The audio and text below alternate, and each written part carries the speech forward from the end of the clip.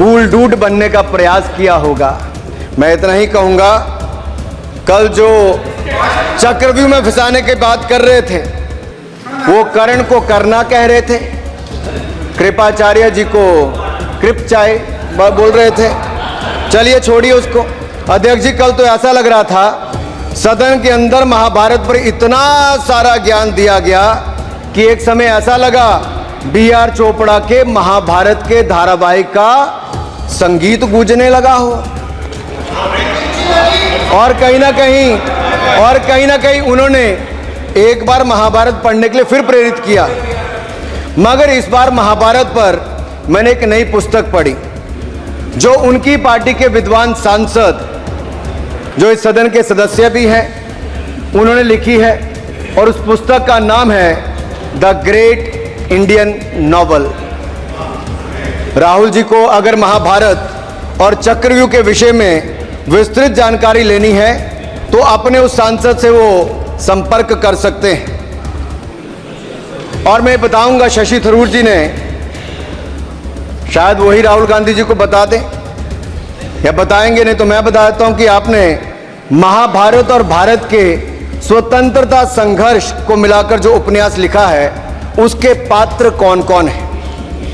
इस उपन्यास में धृतराष्ट्र के रूप में किस नेता को दिखाया गया है, कौरव किस पार्टी को कहा गया है, इस उपन्यास में प्रिय दुर्योधनी कौन है।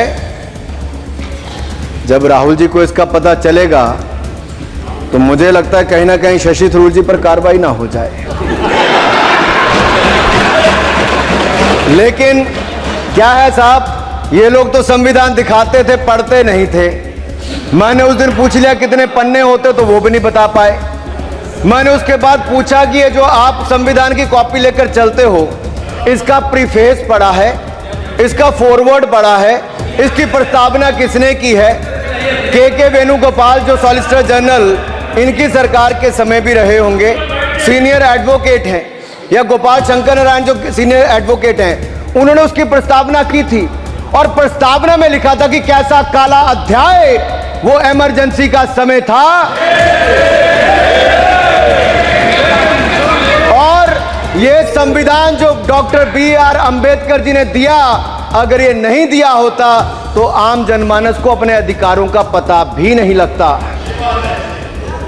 लेकिन इन्होंने तो उसको पढ़ा ही नहीं था, लेकिन केवल कॉपी दिखा रहे थे इतने दिनों से साहब। ऐसे ही महाभारत पर भी ऐसी हालत लग रही है।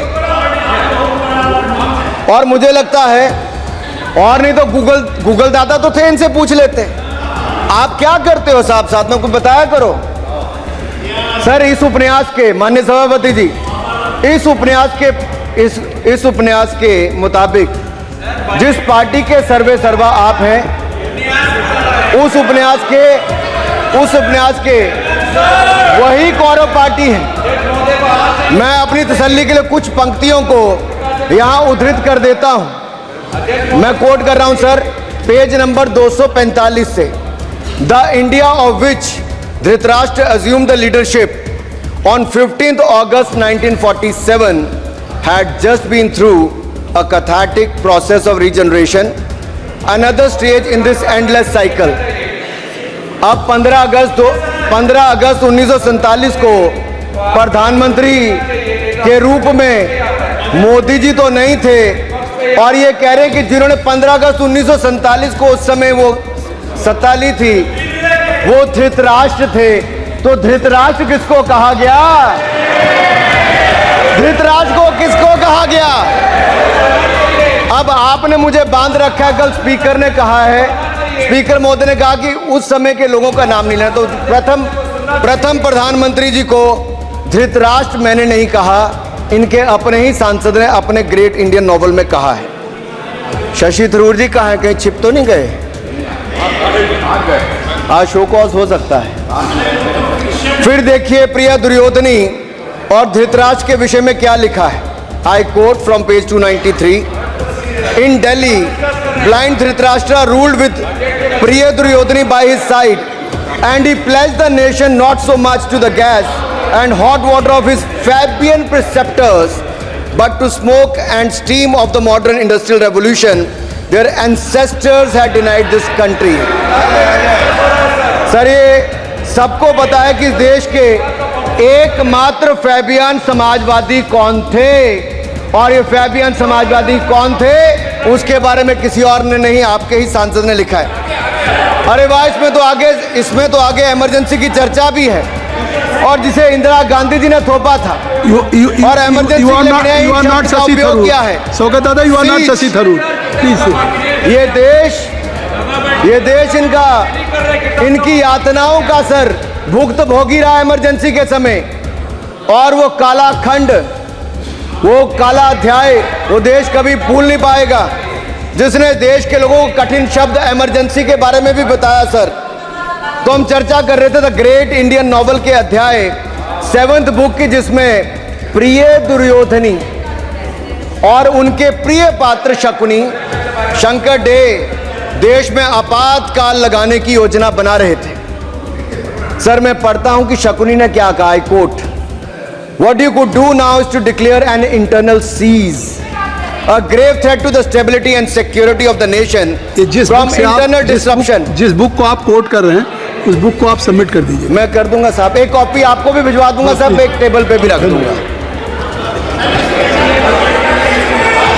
So what you could do now is to declare an internal seize, a grave threat to the stability and security of the nation from internal disruption. No one has ever defined the permissible procedures under an internal seize, which leaves it to more or less up to us to define them, Shakuni added. And the next, sir, from page 366, I quote, not to mention censorship of the press. Press hai? Not to mention censorship of the press, which is nowhere explicitly ruled out in the Constitution. Suspension of certain fundamental rights, free speech, assembly, and that sort of things, and measures to put up the judiciary in their place, said Shakuni. Sir, ये किसी और ने नहीं, और मैं कहना चाहता हूँ सर, माननीय अनुराग जी, एक किताब गौरव जी को भी भिजवा दीजिएगा। मैं कॉपी गौरव जी को भिजवा दूंगा सर, इसमें जिनकी मैं बात कर रहा हूं वो हमारे उस समय की प्रधानमंत्री थी, जिन्होंने इमरजेंसी लगाई थी। एक नेता की स्वर्गीय दादी जी भी हैं, और मैं उनके नाम के आगे प्रियदर्शनी भी लिखा जाता था, और उन्होंने इमरजेंसी लगाई थी। लेकिन माननीय सभापति जी, मैं कहना चाहता हूं, दुशासन और दुर्योधन दोनों बहुत ही दुष्ट और बदमाश हो सकते थे, लेकिन उन्होंने भी कभी इमरजेंसी नहीं लगाई थी। दुशासन और दुर्योधन दुष्ट भी हो सकते हैं, दुश्मन भी हो सकते हैं, बदमाश भी हो सकते हैं, लेकिन उन्होंने भी इमरजेंसी नहीं लगाई थी। सर, पूरे उपन्यास में 74 बार कौरव और कौरव पार्टी की चर्चा हुई, हर एक में कांग्रेस का चरित्र झलकता है। राहुल जी सदन में हजारों साल पूर्व हुए महाभारत की कहानी सुना रहे थे, मगर उनकी अपनी पार्टी के पढ़े लिखे एक विद्वान पूर्व मंत्री और सांसद आज के महाभारत की कहानी लिखते हुए बताते हैं कि कौन कौरव था, कौन शकुनी था, कौन धृतराष्ट्र था, कौन दुशासन था, कौन दुर्योधन था, कौन कर्ण था। जरूर पढ़िएगा, सबके किरदार उसी में मिलने वाले हैं। और शायद जिस समय शशि थरूर जी लिख रहे थे, उस समय आपका टैलेंट इनको पता नहीं था, नहीं तो 100 पन्ने तो आप पे ही लिख देते साहब। आप चाहते कार्रवाई हो जाए। माननीय सभापति जी,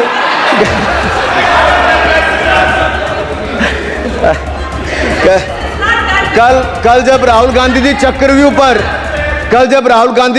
पर बहुत ज्ञान दे रहे थे, तो पीछे दो लोग, कुमारी शैलजा जी और दीपेंद्र जी, बैठकर मुस्कुरा रहे थे। अब शायद राहुल जी वो पीछे हंस तो रहे थे, लेकिन आप एक बात जरूर कर लीजिए,